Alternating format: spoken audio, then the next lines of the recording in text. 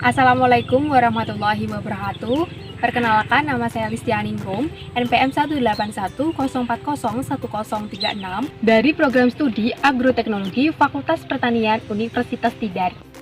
Nah, dalam video kali ini kita akan belajar mengenai pengelolaan organisme pengganggu tumbuhan, khususnya pada budidaya tanaman kacang. Di mana dalam video ini lokasinya terdapat di Desa Nglebur, Kecamatan Jigen, Kabupaten Blora. Nah, sebelumnya untuk pengelolaan OPT sendiri itu ada beberapa cara yang perlu dilakukan guna untuk pertanian berkelanjutan atau pengelolaan yang digunakan untuk meminimalisir penggunaan kimia. Nah, langsung aja kita akan melakukan wawancara terhadap salah satu petani di desa ini yang berkecimpung di budidaya tanaman kacang-kacangan. Selamat menyaksikan. Tanaman kacang panjang merupakan tanaman semusim berbentuk perda yang bersifat membelit atau setengah membelit. Mayoritas masyarakat Indonesia menyukai tanaman panjang untuk dikonsumsinya. Hal ini dikarenakan kacang panjang kaya akan sumber vitamin dan mineral. Tanaman kacang panjang juga dapat digunakan sebagai penyubur tanah, dikarenakan pada akar-akarnya terdapat bintil-bintil akar yang disebut bakteri rhizobium. Bakteri tersebut berfungsi mengikat nitrogen bebas di udara.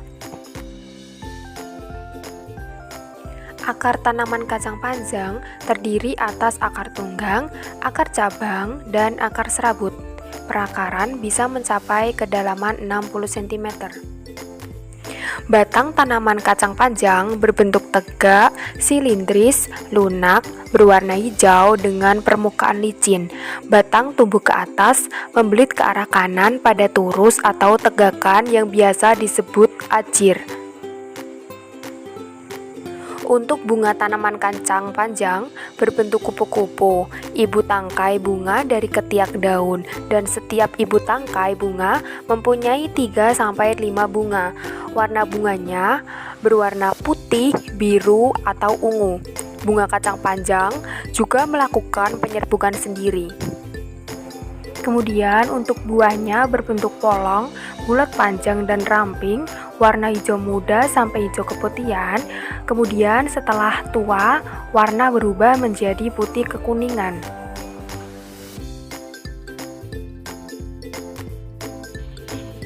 Mas, di sini saya mau nanya-nanya untuk pengelolaan hama penyakit pada tanaman budidaya ini, tanaman kacang-kacangan. Nah, untuk pengelolaannya sendiri itu menggunakan kimia, organik, atau gimana nih, Mas? Kalau saya sejak tahun 2005 itu pakai kimia. Jenis kimianya itu terutama saya obat Bima yang berbentuk serbuk, yang kedua obat berpaton yang berbentuk cairan. Untuk dosisnya nih gimana, Mas? Kalau untuk Bima saya satu tangkinya itu pakai 70 mili. Terus itu untuk kayak Bima itu untuk penyakit atau hama jenis apa? Jenis apa itu namanya, jenis hewannya, hamanya namanya wereng atau apa, belalang? rengit, jenis rengit kalau Bima. Kalau untuk obat kedua berpaton itu jenisnya walang, terus belalang, terus sama ulat. Nah, itu untuk cara penyemprotannya atau cara penggunaan pengaplikasiannya itu gimana, Mas? Disemprot atau langsung ditorkan? Saya disemprot. Untuk airnya kan tadi 75 ml, terus untuk penambahan airnya Diaduk dulu. berapa liter untuk airnya, jumlah airnya? Jumlah airnya 14 liter. Terus selain menggunakan bahan kimia, ada penggunaan lainnya seperti kan sebenarnya dalam pengelolaan tanaman-tanamannya, khususnya ini kan sayur-sayuran karena langsung dikonsumsi oleh masyarakat. Nah, itu kan sebaiknya ada beberapa tahapan pengelolaan yang dapat dilakukan selain penggunaan kimia. Itu dapat menggunakan bahan organik yang pastinya tidak berbahaya kan, kalau bahan kimia kan berbahaya bagi kesehatan masyarakat ataupun populasi di lingkungan. Tuh dapat menggunakan pepaya. Pepaya busuk itu bisa digunakan sebagai bahan, dihancurkan terus dilakukan fermentasi 3 hari, disemprotkan itu bisa Mas. Terus juga bisa dilakukan pengelolaan, pencatatan, misal panen ini ada hama rengit, terus dilakukan misal ini pola tanamnya diubah, maksudnya ada tumpang sarinya campur tanaman sawit, itu bisa ditumpang sari biar pokoknya hama rengitnya itu hilang gitu bisa Mas, biar enggak fokus di pengelolaan kimianya aja gitu. Bolehlah tahun depan dipakai obat organik. Ya, bisa dicoba Mas. Untuk tanaman lainnya juga bisa.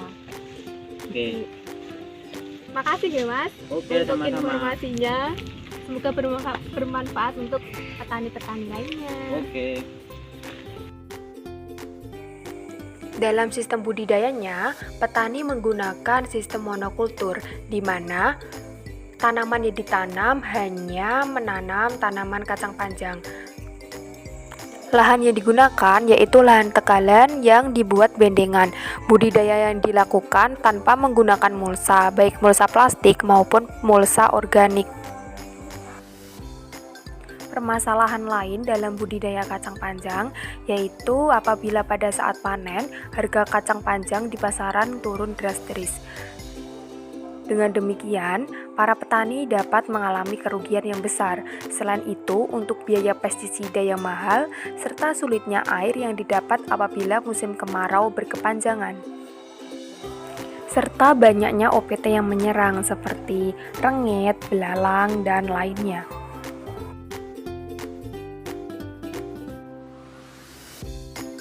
Dengan demikian, petani harus pintar dalam memilih upaya apa yang akan digunakan dalam pengelolaan OPT.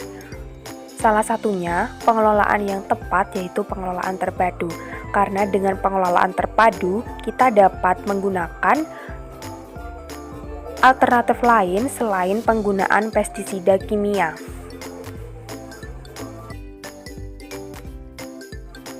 Di mana dalam pengelolaan terpadu dapat dilakukan dengan cara solarisasi tanah, monitoring, tanaman refugia, sanitasi, penggunaan pestisida nabati, pergiliran tanaman, atau dengan cara agen hayati.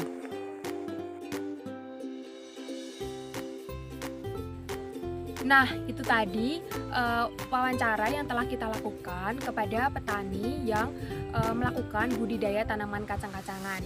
Semoga dalam video kali ini dapat bermanfaat untuk petani-petani lainnya, di mana nantinya kita dapat melakukan pemilihan terbaik dalam pengelolaan OPT.